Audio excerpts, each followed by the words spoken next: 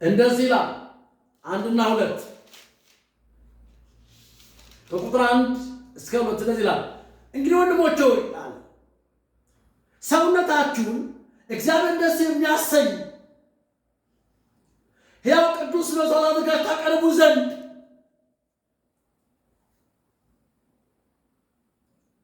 በእግዚአብሔር ላይ እለምናችኋለሁ። እርሱ ለአእምሮ የሚመች አገልግሎታችሁ ነው።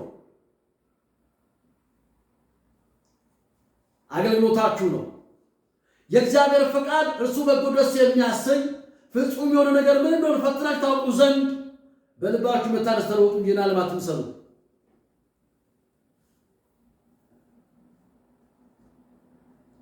ማን አትምሰሉ? ይህን ዓለም አትምሰሉ።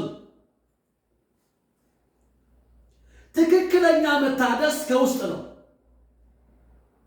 ትክክለኛ ለውጥ ከውስጥ ወደ ውጭ ነው።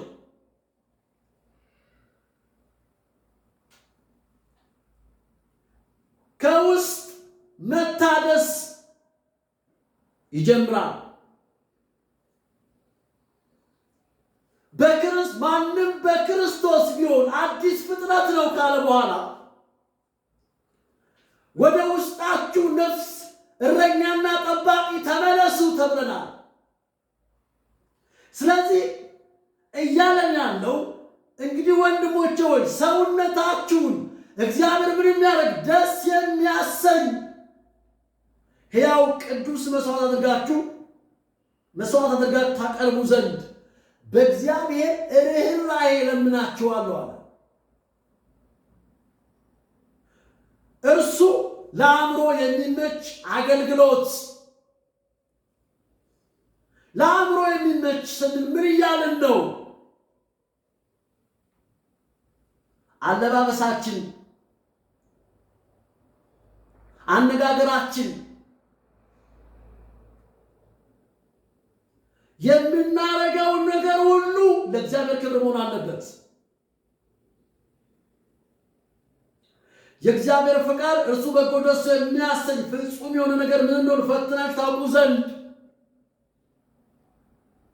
በልባችሁ መታደስ ተለወጡ እንጂ ይህን ዓለም አትምሰሉ ይለናል። ስለዚህ ትክክለኛው መታደስ ከውስጥ ይጀምራል። እኛ ከዓለም ጋር የሚያራርቀን ምንድን ነው ሲባል ከውስጥ ወደ ውጭ ነው። ከመቅደሱ ነው የሚጀምረው። ከማደሪያው ነው የሚጀምረው። ለውጥ ከውስጥ ወደ ውጭ ነው። አዲስ ኪዳን የውስጥ ሰውነት ነው።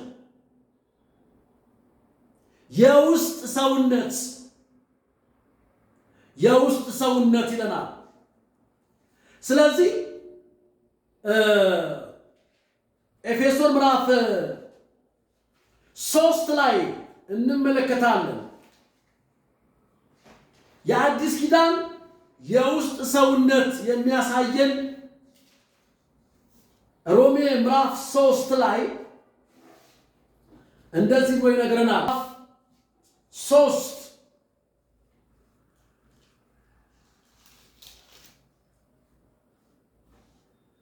ምዕራፍ 3 ኤፌሶን በመንፈስ በውስጥ ሰውነታችሁ በመንፈሱ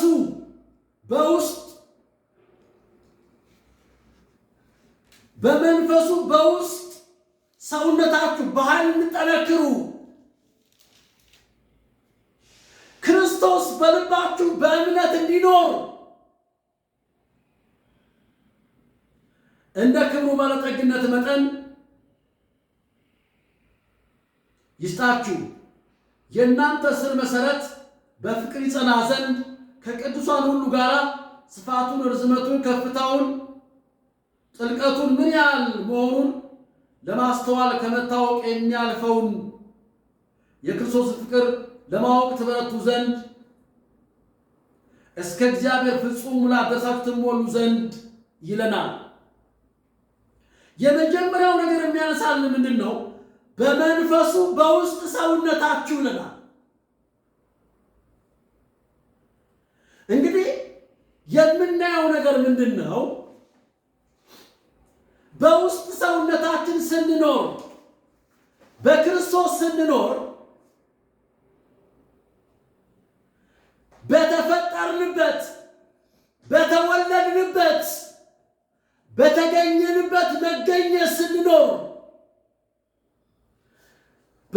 በመንፈሱ በውስጥ ሰውነታቸውን በኃይል እንጠነክሩ ይላል። በኃይል እንጠነክሩ ክርስቶስ በልባችሁ በእምነት እንዲኖር ክርስቶስ በልባችን በምን በእምነት እንዲኖር እንደ ክብሩ ምን ባለጠግነት መጠን ይስጣችሁ ይላል። ሃሌሉያ። ስለዚህ በውስጥ ሰውነታችን ነው የምንኖረው።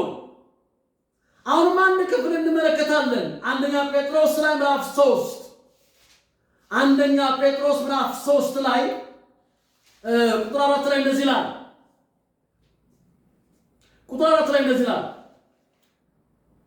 ነገር ግን አለ በእግዚአብሔር ፊት ዋጋው እጅግ የከበረ የዋህና ዝግተኛ መንፈስ ያለውን የማይጠፋውን ልብስ ለብሶ የተሰወረውን የልብ ሰው ይሁንላችሁ ይላል።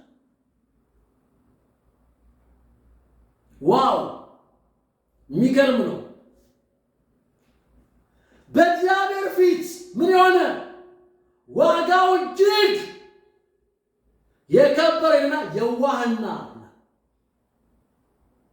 የዋህና ዝግተኛ መንፈስ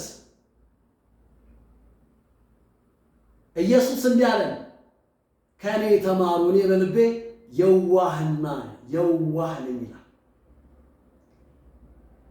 ትሁት ነኝ ይላል። የዋህና ዝግተኛ መንፈስ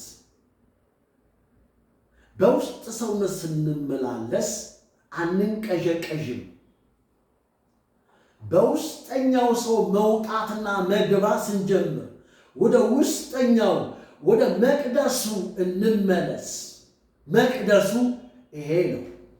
ተንቀሳቃሽ መቅደስ፣ ተንቀሳቃሽ የአዲስ ኪዳን ታቦት ክርስቶስ በእኛ ነው ያለው። ክርስቶስ በአንተ ውስጥ ነው ያለው። እግዚአብሔር በማደሪያው ነው ያለው። እግዚአብሔር በመቅደሱ ነው ያለው። ሃሌሉያ! ዋው የሚገርም ቃል ነው። ነገር ግን በእግዚአብሔር ፊት ዋጋው እጅግ ነው የከበረ የዋህና ዝግተኛ መንፈስ ያለውን የማይጠፋውን ልብስ ለብሶ የማይጠፋውን ልብስ ለብሶ የተሰወረውን የልብ ሰው ይሁንላችሁ። የማይጠፋ ልብስ፣ ብል የማይበላው ልብስ፣ የማያረጅ ልብስ ክርስቶስን ለብሰነዋል። ለብስ የተሰወረውን ሰው ይሁንላችሁ ይላል። በኢየሱስ ስም ይህ ሰው ይሁንልን። ይህ ሰው ይብዛልን። ይህ ሰው ይትረፍረፍልን። አሁንም እናነባለን። ማቴዎስ ላይ እናነባለን። ማቴዎስ ምዕራፍ 23 ላይ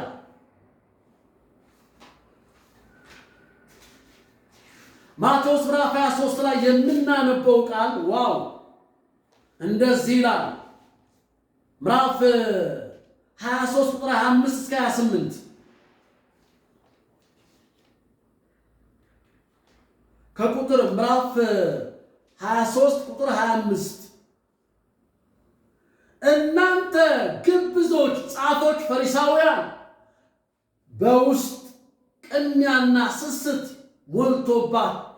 ሞልቶ ሳለ የጽዋውን የውጭውን ውጪ ስለምታጠሩ ወየውላችሁ። እናንተ እውር ፈሪሳዊ ውጪ ደግሞ ጥሩ እንዲሆን አስቀድመ የጽዋውን የውጭውን የውጭቱን ውስጡን አጥራ፣ የውጭቱን ውስጡን አጥራ። እናንተ ግብዞች ጻፎችና ፈሪሳውያን በውጪ አምረው የሚታዩ በውስጥ ግን የሙታን አጥንት ርኩሰት ሁሉ የተሞሉ በኖራ የተለሰኑ መቃብሮች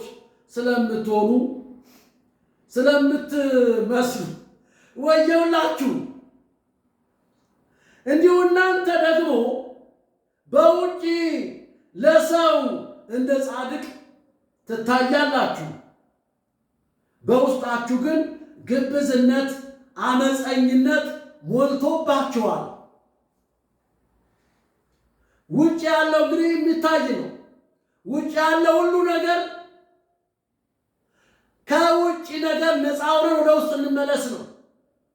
ከውስጥ ወደ ውጭ ነው። እነኚህ ሰዎች ያልተገለጠላቸው ፈሪሳውያን ጻፎች ውጩ ላይ ይደክማሉ፣ ውጩ ላይ ይተጋሉ። አደባባይ ላይ ናቸው ያሉት፣ ቅድስት ላይ ናቸው ያሉት። ወደ ቅድስተ ቅዱሳን አልገቡም። ወደ መቅደሱ ወደ እግዚአብሔር ማደሪያው አልገቡም። እያለ ያላቸው ምንድነው? ከውስጥ ጀምሩ፣ ለሰው ታይታ አታርጉ። የመጨረሻው እድል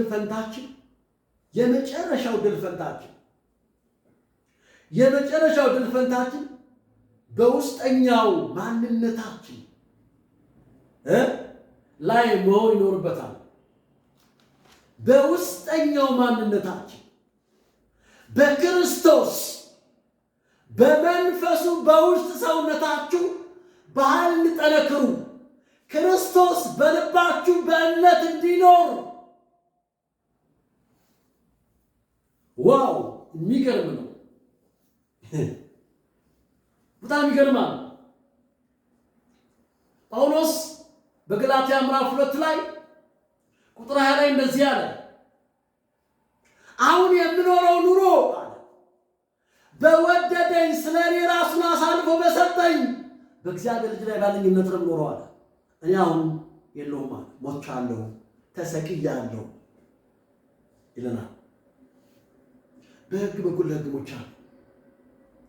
ሕጉ ተመልከቱ፣ ፈሪሳውያን ሕጉን የሚላቸው ነው የሚያደርጉት።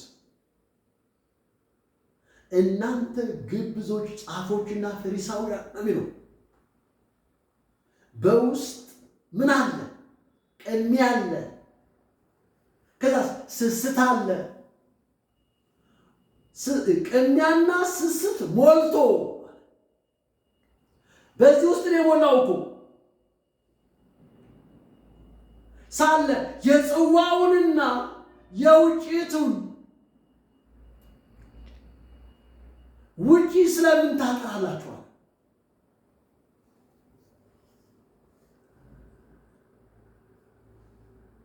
ውጪ ድካም ነው።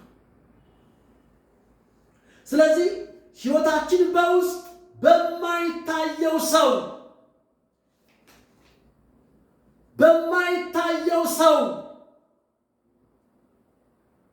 ለብሶ በተሰወረው ሰው ብል የማይበላው ለብሰናል።